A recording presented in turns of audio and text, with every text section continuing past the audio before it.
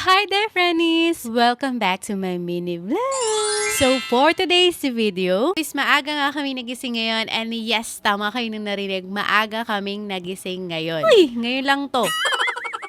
Dahil meron nga kaming pupuntahan na fellowship outing kasama ang aking mga ka-churchmate. And it's already 5:52 in the morning. Siyempre, first thing first, tayo ay mag-worship dahil paggising pa nga lang natin ay napakalaking blessing na nga nito na matanggap natin mula sa Lord. Kaya thank you Lord for a new day!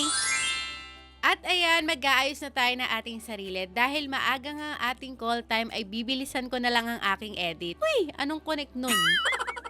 Ayan lang naman yung mga nilalagay ko sa mukha ko. Sunscreen, foundation para matakpan yung mga naipong kong eye bags, blush on, mascara, and lip balm. And ready to go na! Then, paglabas nga namin ni Babe is hindi namin mailabas yung e-bike dahil meron nagsusumba.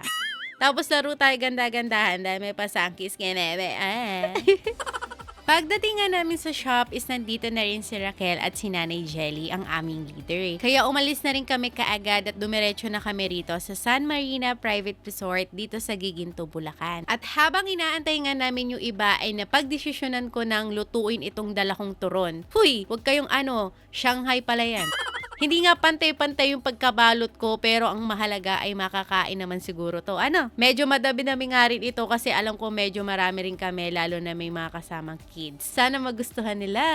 After ko nga magluto guys is nagpahinga lang ako ng konti and yung pinapakita ko guys is kagat yan ni Lucky. Kwento ko na lang yan sa mga susunod na vlog guys. Tapos bigla na rin dumating sila Ate Jane, Ate Rose, and Ate Ann. At ayan, kainan na!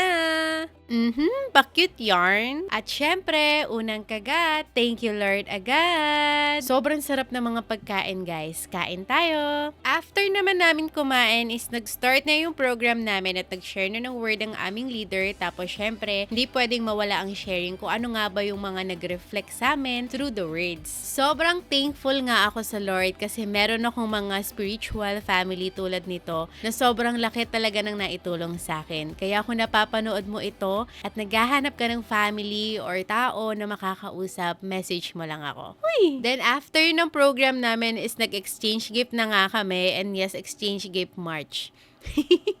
Hindi na nga ako makahinga sa kakatawa sa mga regalo nila. Ganun pa man, thank you so much mga ate ko. Super happy si Bunso.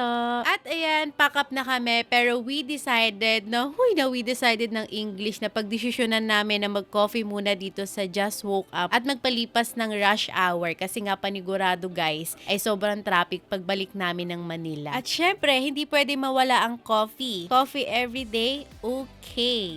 After nga namin mag-coffee at magpalipas ng oras is dito na rin kami naghiwa-hiwalay. At syempre, dito ko na rin tatapusin tong vlog na ito. Salamat sa panonood! God bless everyone!